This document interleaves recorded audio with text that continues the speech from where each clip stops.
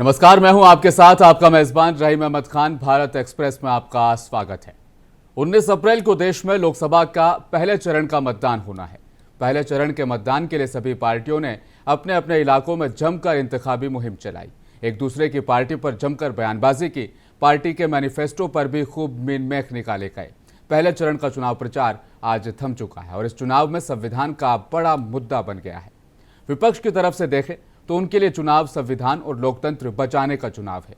मानिए ना मानिए, संविधान 2024 के चुनाव का सबसे बड़ा मुद्दा अब बनता जा रहा है। संविधान की ये किताब जो हर भारतीय के नागरिक जीवन की सबसे बड़ी गारंटी है, क्या उसका भविष्य खतरे में है? बिहार के गया जिले में प्रधानमंत्री मोदी ने कह दिया कि इसकी गारंटी देते हैं कि संविधान नहीं बदला जाएगा, मगर उन्होंने एक बात और भी कही है। मोदी कहते हैं कि संविधान के जो सदस्य थे उनमें से 80-90% सनातनी थे जिन्होंने बाबा साहब अंबेडकर का साथ दिया। पीएम मोदी कहते हैं संविधान को कोई नहीं बदल सकता। हालांकि अपोजिशन का बार बार यह कहना है कि संविधान खतरे में है।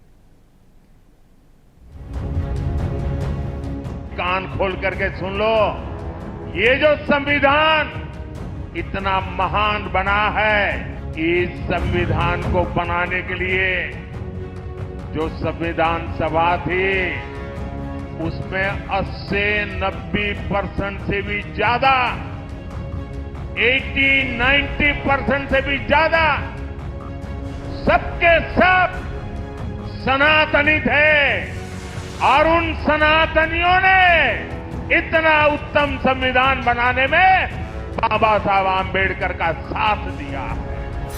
आइंदा इलेक्शन नहीं होंगे, डेमोक्रेसी खत्म कर देंगे, संविधान को खत्म कर देंगे, ये तुम जानना। बीजेपी और नरेंद्र मोदी सबसे ज्यादा किसी किताब से नफरत करते हैं तो वह है भारत का संविधान। प्रधानमंत्री ने कितने अहंकार में कहा, खुद बाबा साहब आ जाएं तो संविधान बदल नहीं सकते। ये किस बात का चैलेंज आप दे रहे हैं बाबा साहब?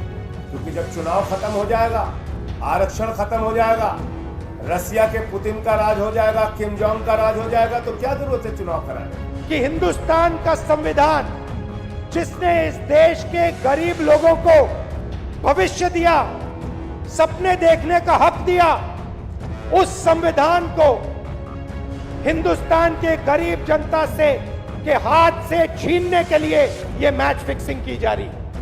तो लगता ये है कि 400 पार का ये नारा इसलिए दे रहे हैं कि ये बाबा साहब भीमराव अम्बेडकर जी का दिया हुआ संविधान को बदलना चाहते हैं। भीमराव अम्बेडकर जी का संविधान जो है देश का सबसे पवित्र किताब है और उस पवित्र किताब को खत्म करने के लिए भाजपा के सभी प्रत्याशी खुलेआम बोल रहे हैं कि संविधान को खत्म किया जाएगा जब मोदी जी को प्रचंड बहुमत मिलेगा।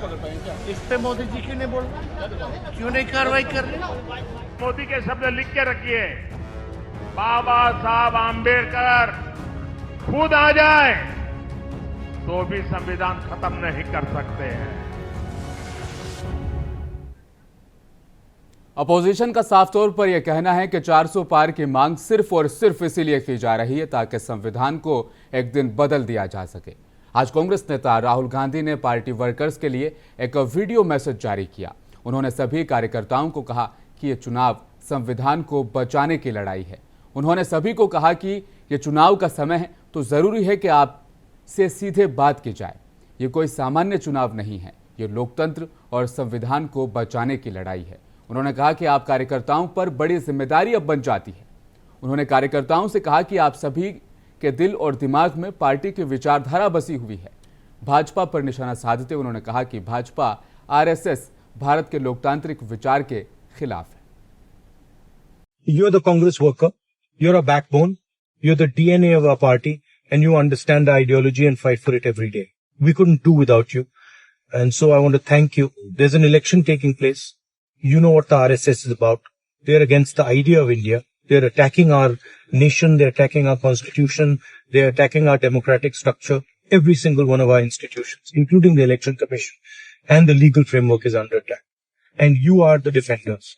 You're the people who fight the RSS on the streets, you fight them in the villages, you fight them in the towns, you fight them wherever you see them.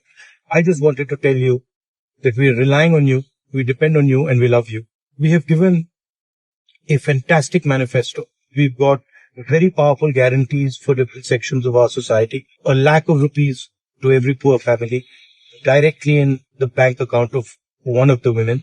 8,500 rupees every month. Right to apprenticeship law that will guarantee apprenticeship to all our graduates. 1 year apprenticeship. 1 lakh rupees again. Powerful training in either the best Indian companies or the public sector and government offices. MSP to farmers, a farm loan waiver to them, unlike the BJP that constantly waives the loans of the most powerful, richest business people. Minimum wage of 400 rupees, guaranteeing doubling of wages for Asha and Anganwadi workers. These are some of the ideas that we have developed. You helped us get these ideas. You helped us bring these ideas from the people of India into our manifesto. So I send you my best wishes. And remember, we're all standing together and we're going to win this fight. We're going to defeat the BJP and their ideology. हालांकि विपक्ष के इस इल्जाम को PM Modi ने सिरे से खारिज कर दिया है। गया में चुनावी जनसभा से खिताब करते हुए विपक्ष संविधान को बदलने की बात कहकर झूठ फैलाने की कोशिश कर रहा है, यह पीएम मोदी ने कहा है। विपक्ष के लोग कान खोलकर सुन ले, भारतीय संविधान को कोई नहीं बदल सकता। खुद बाबा साहब अंबेडकर भी भारत के संविधान को अब बदल नहीं सकते हैं, ऐसा कहना है प्रधानमंत्री मोदी का। पीएम मोदी ने कहा कि देश के संविधान ने मोदी को यह हक दिया है कि आज वे प्रधानमंत्री के पद पर हैं। राजेंद्र प्रसाद और भीमराव अंबेडकर के कारण संविधान ने हमारे जैसे लोगों को अधिकार दिया कि गरीब और पिछड़े परिवार का बेटा भी इस पद पर बैठा है।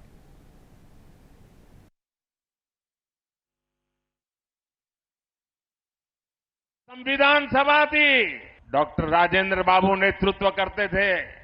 बाबा साहब आम्बेडकर का दिल, दिमाग और कलम उसको शब्दों में डाल रहा था और देश के गणमान्य लोग अनेक महीनों तक बैठ करके विचार विमर्श करके देश की भावनाओं को समझ करके, देश की सामाजिक परिस्थितियों को समझ करके हमारे संविधान का निर्माण किया है। और जो लोग सनातन को गाली देते हैं ना, वो भी कान खोल करके सुन लो।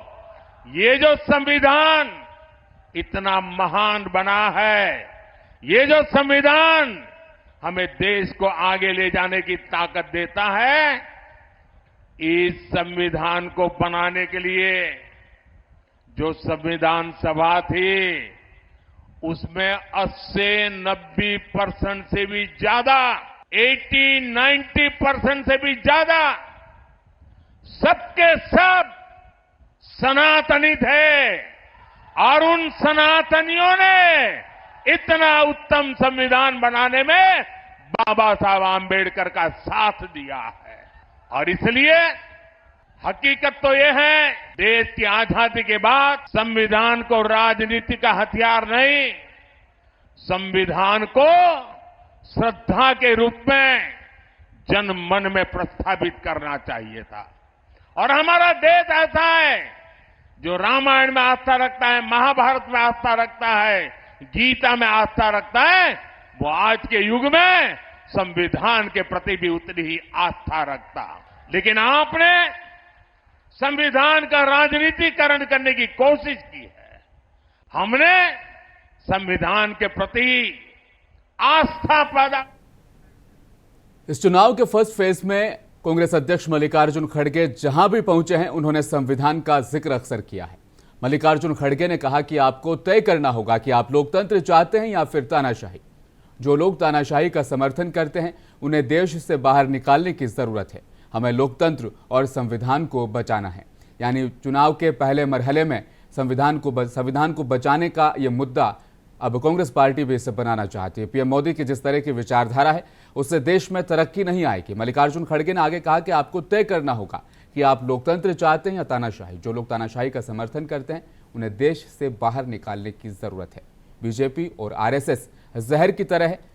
मल्लिकार्जुन खड़गे कहते हैं कि अगर तुमने जहर चखा तो तुम भी मर जाओगे। आखिर मल्लिकार्जुन खड़गे इस तरह की बयानबाजी क्यों कर रहे हैं? जब इससे पहले चरण की इंतखाबी मुहिम पर एक नजर डालेंगे तो बीजेपी नेताओं के संविधान बदलने के भाषण आपके सामने आ जाएंगे। मल्लिकार्जुन खड़गे कहते हैं, ये बयान मैं इसलिए दे रहा हूं क्योंकि बीजेपी के नेता संविधान बदलने के बयान देते हैं।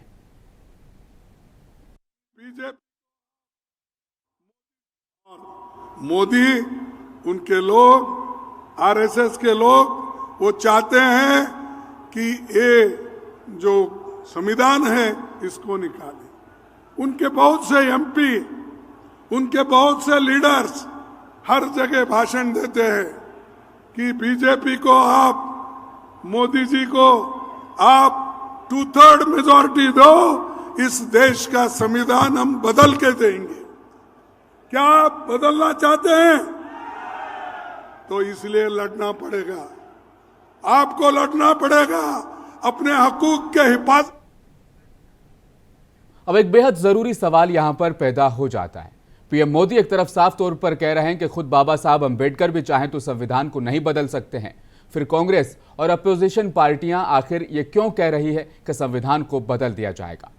पहले फेज की इंतखाबी मुहिम पर एक नजर डालेंगे तो आप पाएंगे कि कसरत से बीजेपी नेताओं ने 400 पार की मांग की है, यानी सरकार बनाने के लिए 273 सीटें चाहिए, लेकिन अब की बार 400 पार के नारे के साथ बीजेपी मैदान में उतरी।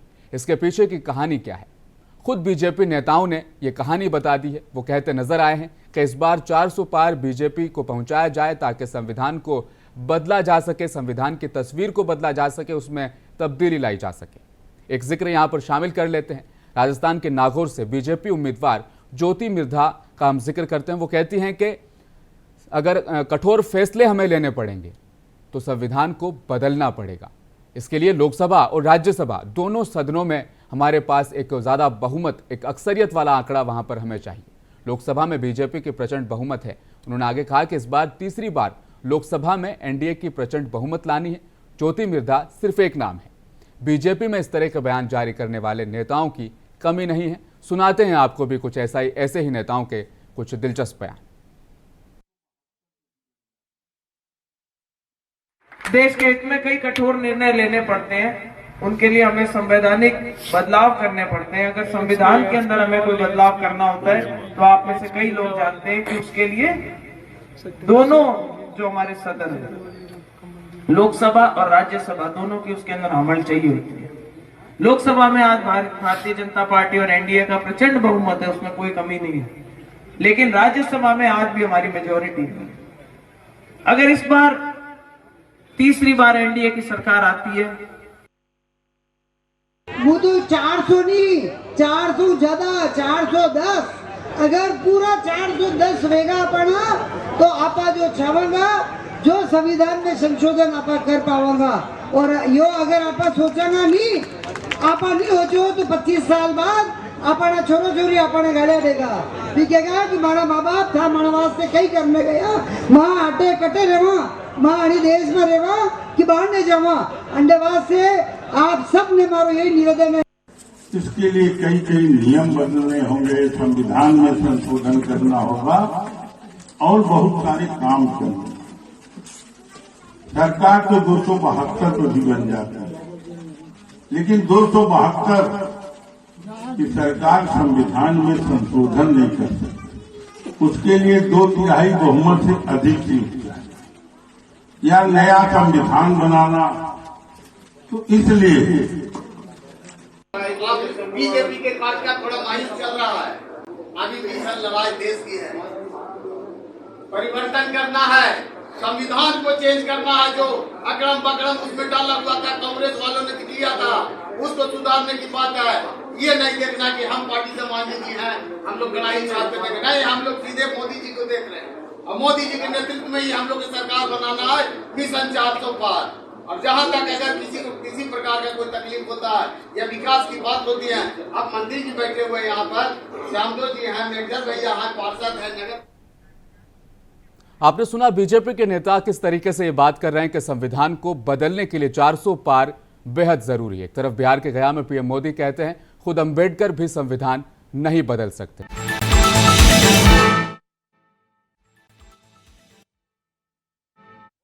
सुन लो, ये जो संविधान इतना महान बना है, इस संविधान को बनाने के लिए जो संविधान सभा थी उसमें 80-90% से भी ज्यादा, 80-90% से भी ज्यादा सबके सब सनातनी थे और उन सनातनियों ने इतना उत्तम संविधान बनाने में बाबा साहब आम्बेडकर का साथ दिया।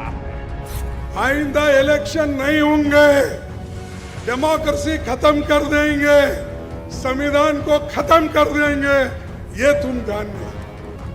बीजेपी और नरेंद्र मोदी सबसे ज्यादा किसी किताब से नफरत करते हैं तो वह है भारत का संविधान। प्रधानमंत्री ने कितने अहंकार में कहा, खुद बाबा साहब आ जाएं तो संविधान बदल नहीं सकते। ये किस बात का चैलेंज आप दे रहे हैं बाबा साहब? क्योंकि जब चुनाव खत्म हो जाएगा, आरक्षण खत्म हो जाएगा, रसिया के पुतिन का राज हो जाएगा, किम जोंग का राज हो जाएगा, तो क्या जरूरत है चुनाव कराने कि हिंदुस्तान का संविधान जिसने इस देश के गरीब लोगों को भविष्य दिया, सपने देखने का हक दिया, उस संविधान को हिंदुस्तान के गरीब जनता से के हाथ से छीनने के लिए ये मैच फिक्सिंग की जा रही है। तो लगता ये है कि 400 पार का ये नारा इसलिए दे रहे हैं कि ये बाबा साहब भीमराव अम्बेडकर जी का दिया हुआ संविधान को बदलना चाहते हैं। भीमराव अम्बेडकर जी का संविधान जो है देश का सबसे पवित्र किताब है और उस पवित्र किताब को खत्म करने के लिए भाजपा के सभी प्रत्याशी खुलेआम बोल रहे हैं कि संविधान को खत्म किया जाएगा जब मोदी जी को। कल पहले चरण के मतदान होने हैं, लेकिन पहले चरण के मतदान से पहले संविधान एक ये बड़ा मुद्दा बन चुका है। रामायण में राम का किरदार अदा करने वाले अरुण गोविल बीजेपी के उम्मीदवार हैं। राम राज्य में राम का किरदार अदा करने वाले अरुण गोविल ने भी पहले चरण से पहले मेरठ में जनसंपर्क कार्यक्रम के दौरान मीडिया से बात करते हुए संविधान में संशोधन की इच्छा जताई। सवाल के जवाब पर अरुण गोविल ने कहा कि समय के साथ परिवर्तन करना बेहतर है। अरुण गोविल ने इसी के तहत संविधान में संशोधन की बात कही। क्या कुछ कहा, सुनाते हैं आपको भी।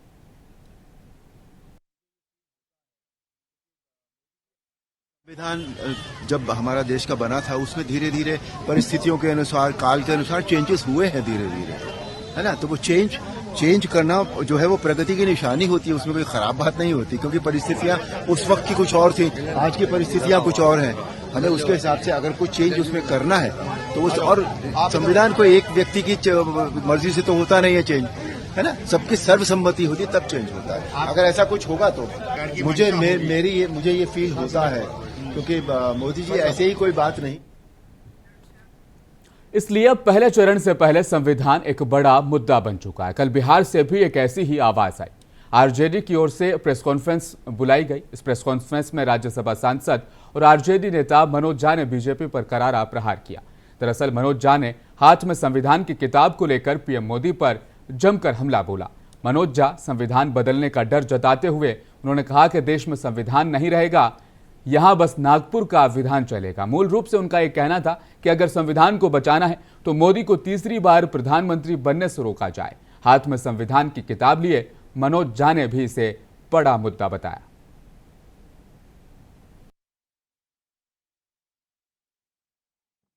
भारत का संविधान, ये है भारत का संविधान,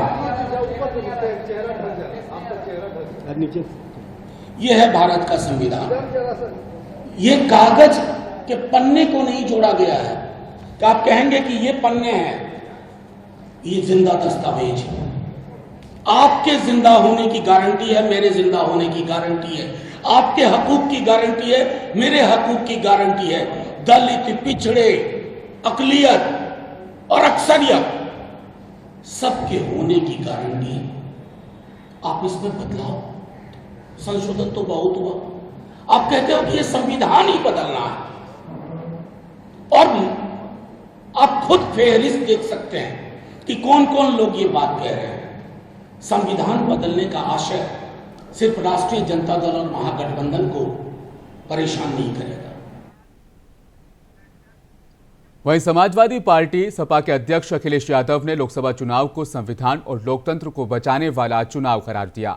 बिजनौर के नाटौर में सपा उम्मीदवार दीपक सैनी के समर्थन में एक जनसभा से खिताब करते हुए उत्तर प्रदेश के पूर्व सीएम अखिलेश यादव ने कहा था, यह संविधान और लोकतंत्र को बचाने का चुनाव है। एक समय में समुद्र मंथन हुआ था और यह संविधान मंथन का वक्त है। उन्होंने कहा, एक तरफ ऐसे लोग हैं जो संविधान की हिफाजत करना चाहते हैं और दूसरी तरफ ऐसे लोग हैं जो संविधान का खात्मा करना चाहते हैं। अखिलेश यादव ने बीजेपी सरकार की नीतियों पर भी प्रहार किया और संविधान को बचाने के लिए उन्होंने अपील की।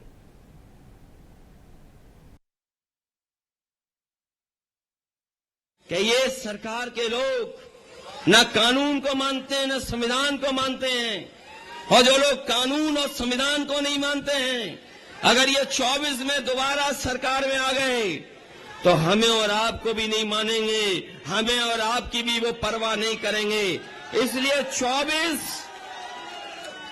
इसलिए 24 जरूरी है। 24 का परिणाम, 24 का ऐसा परिणाम हो कि न केवल समाजवादी लोग जीते हैं, बल्कि संविधान भी बचे और लोकतंत्र भी बचे। उसके लिए मैं आपसे निवेदन अपील करने आया हूं। 19 अप्रैल यानी कल लोकसभा चुनाव के पहले चरण के मतदान होने हैं। ऐसे में देश के लोगों के सामने कई सारे मुद्दे हैं। बेरोजगारी, महंगाई, राम मंदिर, इलेक्टोरल बॉन्ड स्कैम और विकसित भारत का भी एक बड़ा मुद्दा सामने आता है। लेकिन इस वक्त अपोजिशन जिसे अपना सबसे बड़ा मुद्दा करार दे रहा है वो है संविधान को बचाना। आप किस मुद्दे पर वोट करेंगे वो खुद आप तय कर सकते हैं। फिलहाल आज के लिए इतना ही। भारत एक्सप्रेस में बने रहिए मेरे साथ। मैं रहीम अहमद खान लेता हूं आपसे इजाजत। देखते रहिए मुंसिफ टीवी न्यूज़। नमस्कार।